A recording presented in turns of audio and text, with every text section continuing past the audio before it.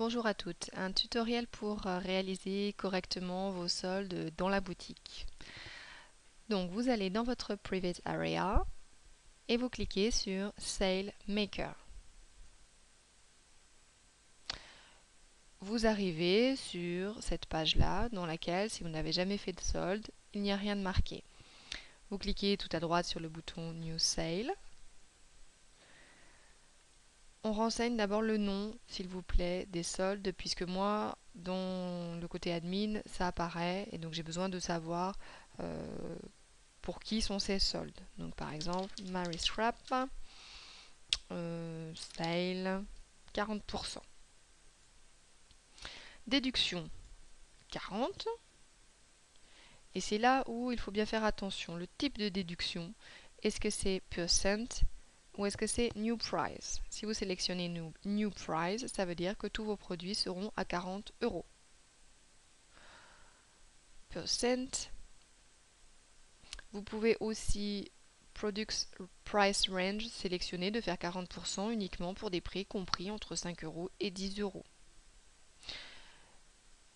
Vous pouvez ensuite sélectionner à quoi s'applique le 40%. Le premier réglage est le plus standard, c'est-à-dire Ignore Special Price, c'est-à-dire que les soldes vont ignorer les prix spéciaux, par exemple qu'on peut faire pour les bundles, et ils vont appliquer 40% au prix normal de votre produit. Vous mettez éventuellement une date de début, donc moi solde au début. Si j'ai envie qu'il parte dès aujourd'hui, je ne renseigne pas de date, ce sera avec un début immédiat. Et une date de fin, par exemple le 31. Insert. Et là on est très vigilante.